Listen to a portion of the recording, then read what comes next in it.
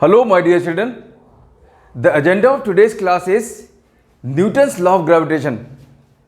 Newton's law of gravitation talks about the force of interaction or force of attraction between 2 point masses. Well, if these are 2 point masses at a distance r from each other, then force of attraction between them is directly proportional to product of the masses. Very, very important. The force of attraction between 2 point masses is directly proportional to product of the two masses. What does this mean?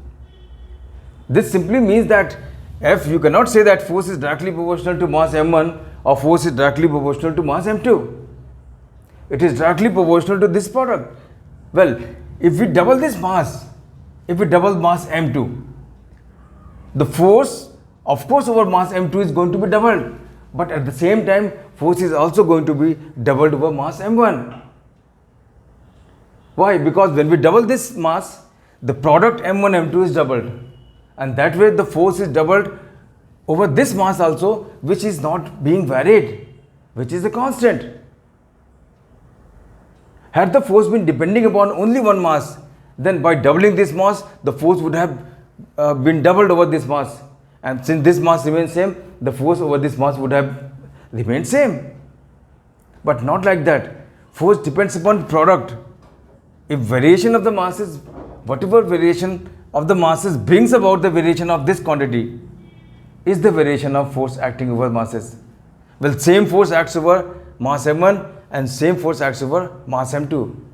If we double both the masses, the force of attraction between the masses becomes 4 times. The force acting over this mass is also 4 times.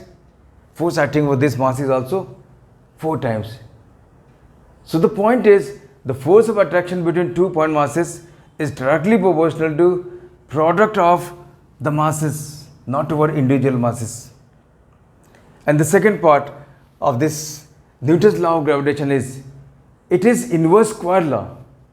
That simply means force between 2 masses is inversely proportional to square of distance between the masses.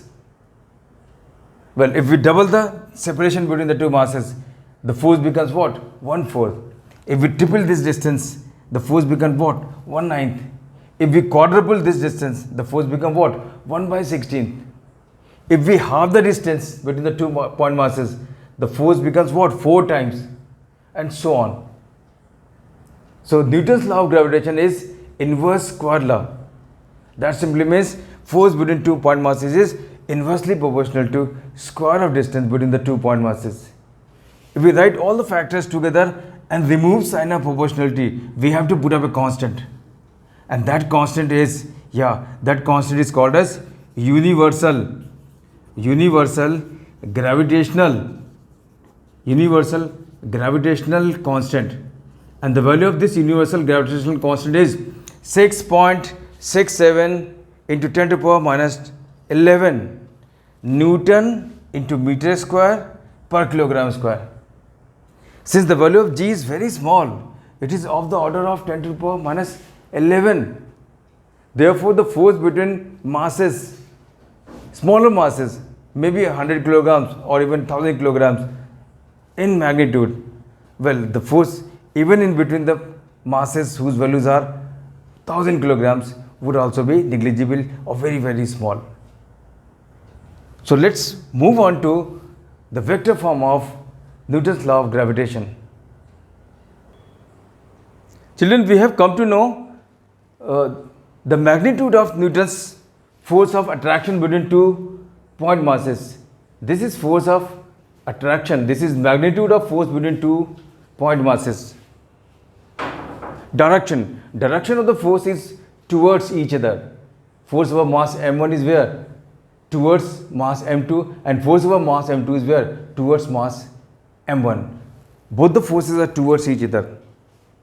Well, since force is a vector quantity, it has to be written in vector form, and if we write this force in vector form, we put an arrow over head, over F, merely by writing F, the arrow over force F, it doesn't become a vector quantity. Well, right hand side, of course, this is your magnitude, and what about this r cap? this r cap is unit vector which imparts direction to this magnitude. If these point masses are along say x axis, in that case this unit vector would be either plus I cap or minus I cap. If the masses happen to be along y axis, then this unit vector would either be plus j cap or minus j cap. Likewise, if the point masses are along z axis, then this unit vector would be what? Either plus k cap or minus k cap.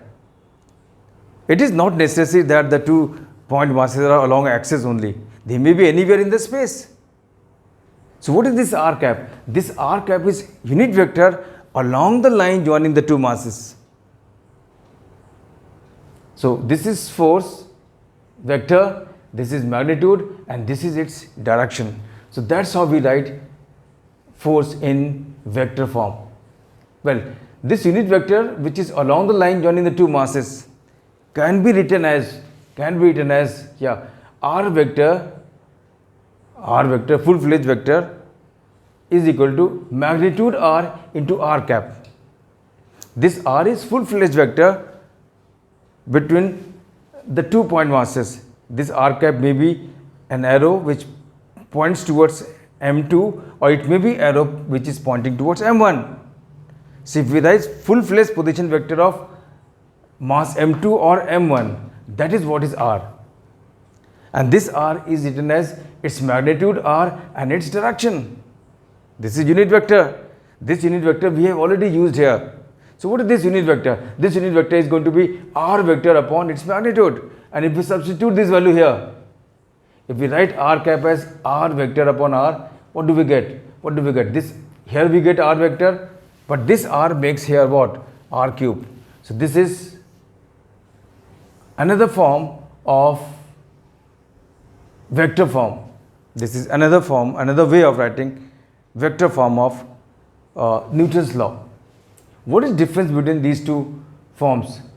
The difference between the two forms is what? Here the direction of the force is expressed in terms of unit vector r cap, and here the direction is expressed by full-fledged vector r, the position vector of mass m1 or m2. The force which acts over both the masses is equal in magnitude but opposite in direction. The forces are towards each other. So this is force acting on 1 due to 2, and this is force acting on 2 due to 1. The force acting over both the masses are equal in magnitude and at the same time opposite in direction. And there are two position vectors. This is r12, that is position vector of 1 with respect to 2, and this is r21, position vector of 2 with respect to 1. And both these position vectors are equal in magnitude but opposite in direction. So if we wish, we can write down f12 r12 here, or f21 or r21. So this is vector form of Newton's law of gravitation. Let's now move on to study the properties of gravitational force. Yes, children, the very first property of gravitational force is that it is always attractive. It can never be repulsive in nature. It is always attractive. Two masses always attract each other. The second property, it is an example of internal force with some conditions applied. So what are the conditions applied? Gravitational force is called as internal force when both the masses are within the boundary of the system. If the two point masses, the force between them is F. So this force is going to be an internal force only when both the masses are within the boundary of the system. If we exclude one mass and take it outside the boundary of the system, in that case we cannot call this gravitational force as internal force. Well, when gravitational force is internal force, it has to be in pair. It is always in pair. Both the members of the pair are equal in magnitude and opposite in direction. That is what we have been studying here. Both the members of the forces are equal in magnitude and opposite in direction. And they act over both the forces act over different masses.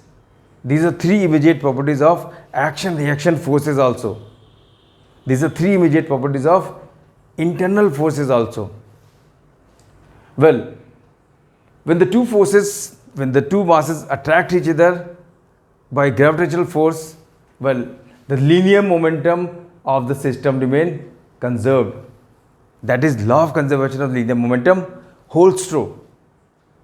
Well, state of center of mass of the system, when two masses move towards each other due to gravitational force of attraction, the state of center of mass of the system remains unaffected.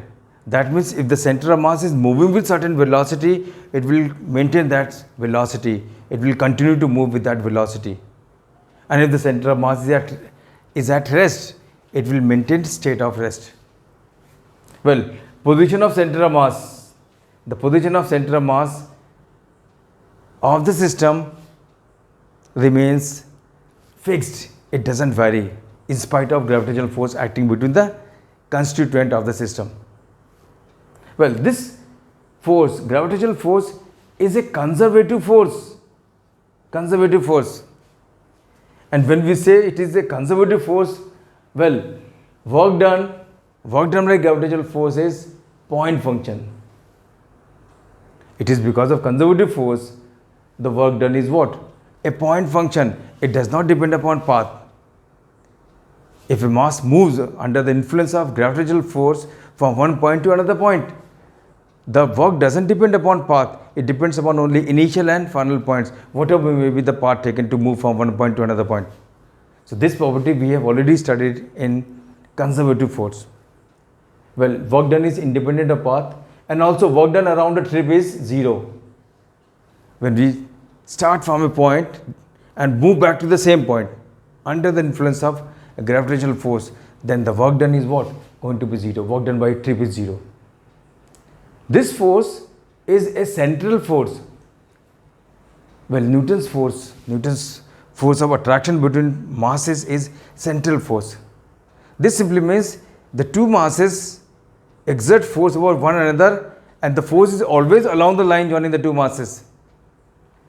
If the force between the two masses is along the line joining the two masses, nowhere else, it is always along the line joining the two masses, in that case we call the force as what? Central. Well, as per exchange theory, every force is explained by the exchange of certain particles. Exchange theory says that any force in the universe is always due to exchange of certain particles, like electromagnetic force is due to exchange of photons. Likewise here, this gravitational force is due to exchange of the particle called graviton. Well, graviton has not yet been experimentally detected. It is a theoretical particle, but we'll still say follow this particle simply because there is no other option. If you say it is not there, then you have to prove it. But it has not yet been detected. Experimentally, it has not yet been found out. The particle of nuclear force is what? Pi meson. That has been found out experimentally. Photons have been found out, but not graviton till date. The other properties are what? This force doesn't depend upon charge. It is charge independent. Even if the masses are given certain charge, the gravitational force between them is not affected. This force is spin independent. Even if the masses are moving or spinning, if they are revolving or spinning, in that case also there is no effect over the gravitational force of attraction between the 2 point masses.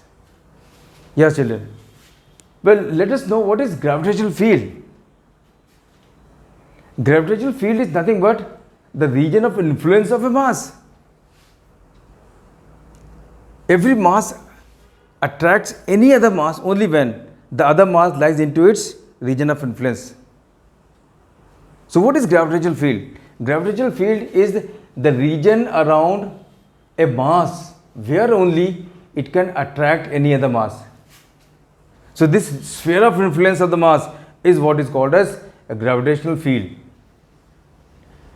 If we have any other mass here outside this region, then the force over this would be what? 0.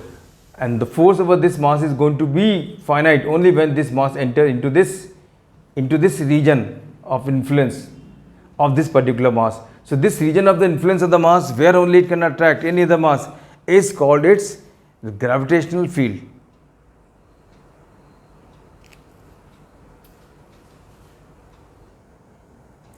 Every point in the gravitational field of a mass is characterized by two different quantities. One of them is gravitational potential, the other one is gravitational field intensity. So we are going to study gravitational field intensity, and in the next lecture we will study gravitational potential and gravitational potential energy. So what is gravitational field intensity? Gravitational field intensity at any point in gravitational field of a mass is force acting over 1 kilogram mass kept at that point. Children, this 1 kilogram mass is hypothetical mass. It is not that in gravitational field 1 kilogram mass is always there at each and every point. See, it is an imaginary mass. If we place 1 kilogram mass at any point in gravitational field, then whatever force acts over this 1 kilogram mass is the value of gravitational field intensity there. Well, this is point mass m, at a distance r from it we have this point P. So what is gravitational field intensity here? For that, let us assume that we have 1 kilogram mass here. What is force over it? Force over this 1 kilogram mass would be what? G. Yeah, that would be what? Capital G m into 1, that is m1 into m2. m1 is m, m2 is what? 1. m into 1 upon r square. Gm by r square. That is what is the force acting over m over a point at a distance r from point mass m. This is gravitational field intensity due to point mass m at a distance r from it. So this is force acting over 1 kilogram mass kept at this point, which is at a distance r from this point mass m. Well, since this is force per unit mass, this is force, therefore it is a vector quantity. And since it is force per unit mass, therefore its unit is what? Newton per kilogram or meter per second square. And we all know that force per unit mass is what is acceleration. So the very popular name for this particular physical quantity, which you know already, and that name is what? Acceleration due to gravity. So this is the popular name of a gravitational field intensity. So gravitational field intensity is also acceleration due to gravity. Well, this is the magnitude of acceleration due to gravity, and direction is what? Direction is always towards the mass. At this point, the direction of force is where? Towards this mass. At this point, acceleration due to gravity would be where? Towards this mass. At this point, acceleration due to gravity due to this point mass would be where? Towards the mass. Anywhere all around a mass, acceleration due to gravity or gravitational field intensity would always be towards that particular mass. Why? Because it is force over unit mass, and the force is always attractive. So the direction of force is always towards the mass m. Therefore, acceleration due to gravity is also towards the mass. In vector form also we can write it like this, as we have just written. Yeah, Newton's force of attraction between 2 point masses. Well, this is g vector, this is magnitude, and this is direction. Direction is written by r cap. And if we write this direction r cap by full-fledged r vector, then what happens? This g can be written as gm by r cube into r vector. This is full-fledged r vector. So we can write down vector form of acceleration due to gravity either by this relation or by this relation. The difference between the two is what? This is in here the direction is expressed in terms of unit vector, and here the direction is expressed in terms of full-fledged r vector.